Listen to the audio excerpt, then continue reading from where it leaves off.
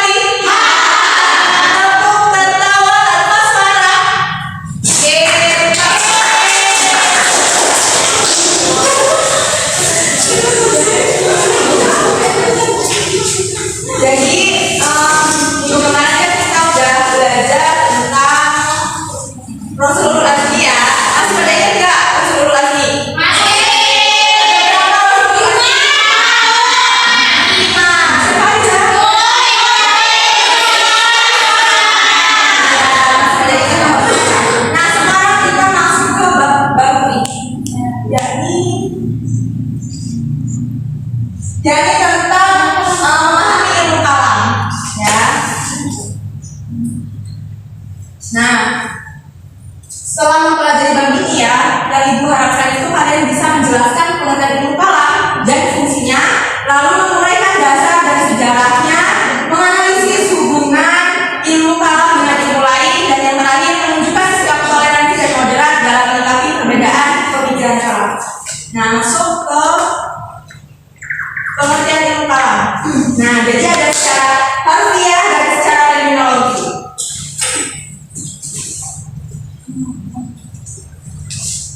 Nah, jadi secara harfiah kata kalam itu berarti pembicaraan. Apa? Secara harfiah? Pembicaraan.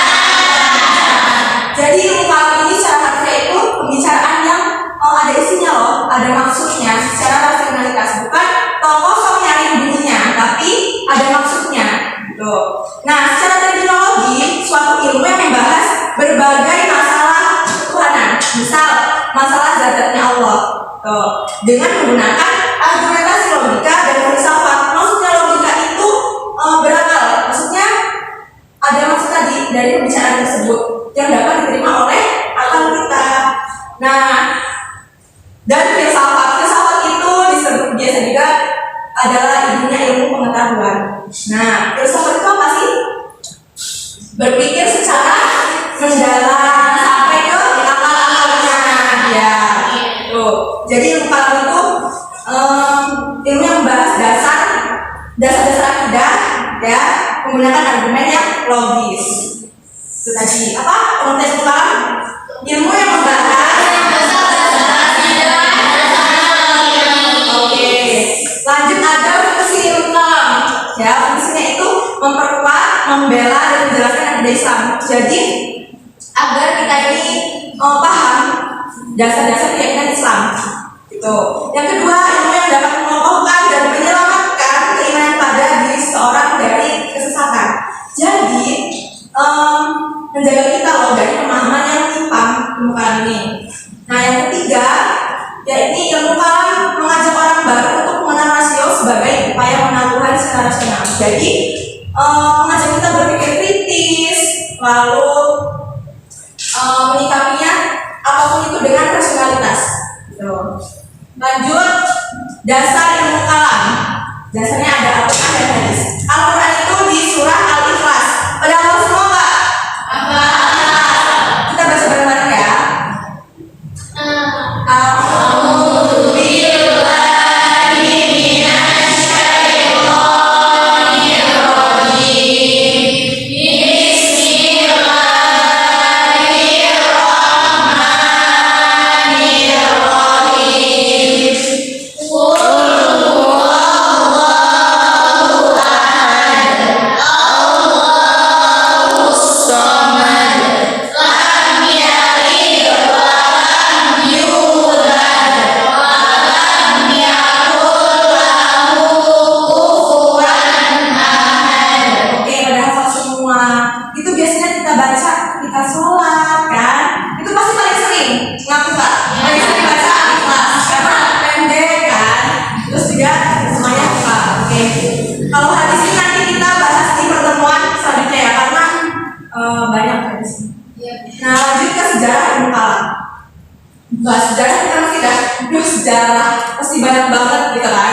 Nah, kalau di ilmu kalam ini singkat aja, maksudnya sejarah ilmu kalam ini dimulai dari masa akhir pemerintahan dari Utsman bin Affan. Utsman bin Affan. Jadi Utsman bin Affan ini terbunuh ya, lalu digantikan oleh Ali. Nah, kemudian Ali perang melawan dengan Aisyah, disebutnya perang Jamal. Nah, setelah itu masih berlanjut, dinamakan perang sifil, yakni Ali melawan Muawiyah. Nah, saat Ali melawan Muawiyah ini, ya, itu ketika Ali menang, Muawiyah ini bilang udah kita damai aja, gitu. Karena Ali yang orang bijaksana ini, jadi dia itu menerima. Nah, pada saat sudah menerima, terjadilah proses tahrim. Tahrim itu muncul perwakilan loh dari Ali dan Muawiyah. Nah, dari Ali ini, dia ini menunjuk Abu Musa sebagai perwakilan. Lalu Muawiyah menunjuk Amr bin As. Gitu. Karena Ali menunjuk Abu Musa, orang yang zuhud. Apa sih zuhud itu? Perang. Ya, lebih pentingin akhiratnya daripada dunia. Melawan orang yang berpolitik, kira-kira menang mana? Orang yang zuhud sama yang berpolitik? Politik. Pasti menangnya berpolitik. Maka dari itu, akhirnya itu Ali itu dinyatakan mundur dari perang tersebut dan Muawiyah yang melanjutkan khalifah. Gitu. Nah, disitulah muncul firqah, yakni orang-orang yang berbeda. Ada firqah Syiah. Syiah ini orang yang ikut Ali, pengikutnya Ali. Syiah bukan Islam kan Bu? Islam. Apa? Syiah itu Islam tapi paling cengeng. ya, karena ikut Ali mereka ini. Islamnya kalian yang gitu, saya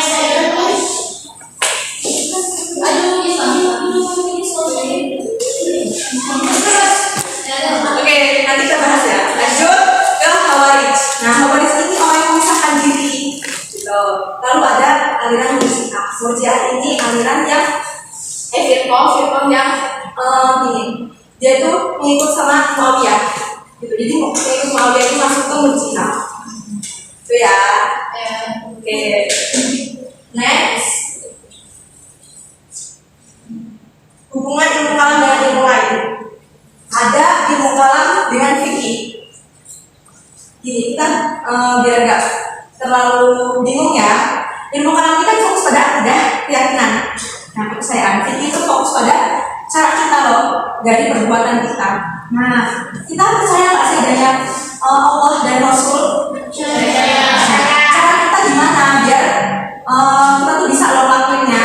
Kalau kita tuh percaya loh sama Allah dan Rasul. Sholat kan, puasa, tuh itu hubungan dengan ilmu fikih. Lanjut ke tasawuf. Nah, tadi kan ilmu kalam masih keyakinan. Kalau tasawuf ini proses kita mendekatkan diri kepada Tuhan, kepada Allah, itu melalui hati. Gitu. Nah, caranya apa? Zikir, kan? Zikir itu kan proses kita gitu loh sama Allah. Selain sholat juga. Nah, lalu ada dengan filsafat. Tadi kan filsafat pemikiran yang mendalam, ya, yang berakar itu. Jadi hubungannya itu gini. Kalau ada ciptaan pasti ada penciptanya, maka itu adanya Tuhan. Nah, gimana sih cara kita tuh biar ini loh ada Tuhan? Kita lihat di dalilnya di Al-Quran, gitu. Jadi kita percaya pada Al-Quran itu, terus kita kalau ada pertanyaan itu fokusnya ke Al-Quran. Nah, gitu ya, itu hubungan dengan filsafat.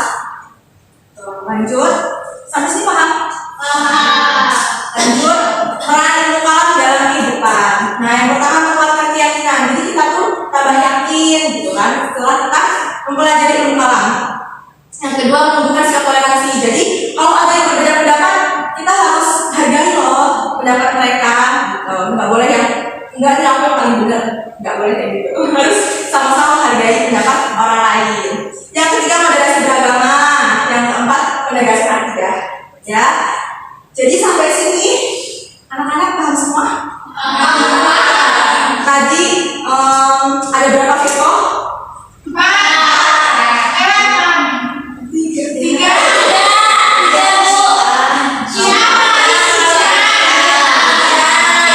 Kalau yang ikut Muawiyah masuk fiqh mana? Kalau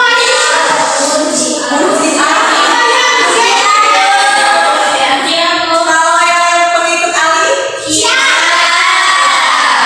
Kalau yang memisahkan diri? Kalau ilmu yang membahas dasar-dasar keyakinan? Nah, iya benar banget. Oke, karena kalian udah pada paham ya, sekarang ibu mau adain games. Gamesnya itu berhitung, dimulai dari yang ujung. Ujung namanya siapa? Oke, tapi sampai nomor 2 aja.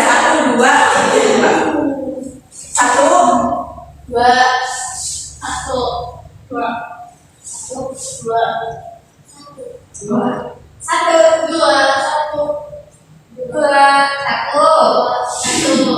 Oke, yang 2 boleh pisah diri sebelah sini. Yang 1 sini, yang 2 sebelah sini.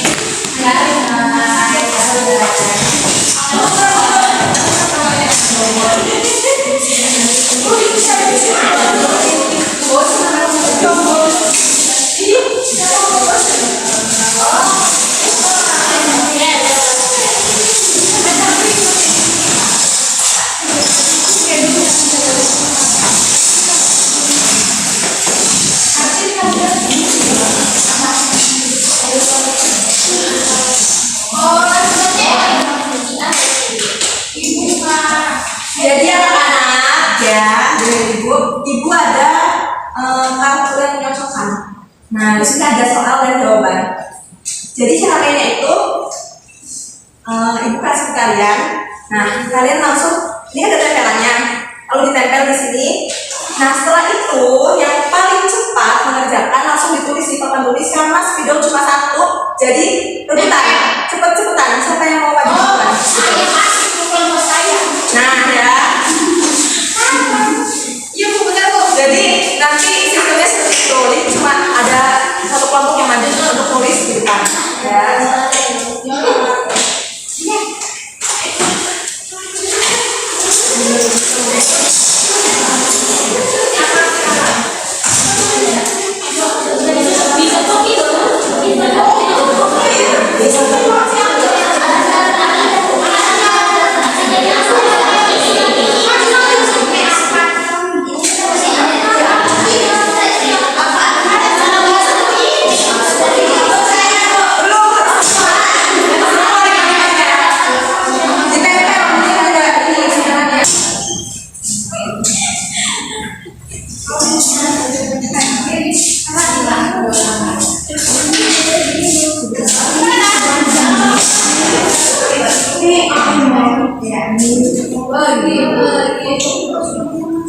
Jadi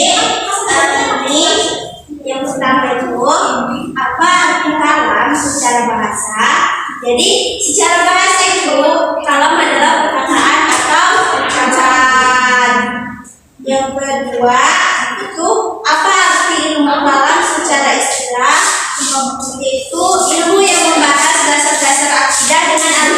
psikologis.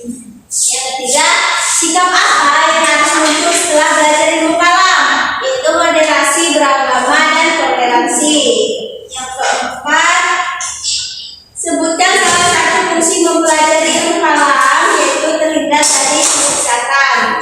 Yang kelima, filsafat Islam mencari kebenaran lewat akal dan atau pikiran. Oke, untuk semua ya, tangan dulu.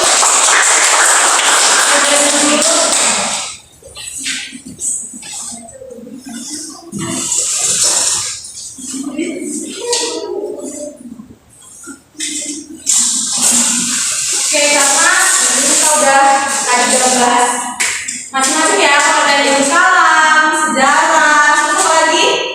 Fungsi, hubungan, ya. Jadi materinya kita cukupkan sampai sini aja. Nah, kita lanjut ke minggu depan. Untuk itu boleh untuk ketua kelas dipimpin doa.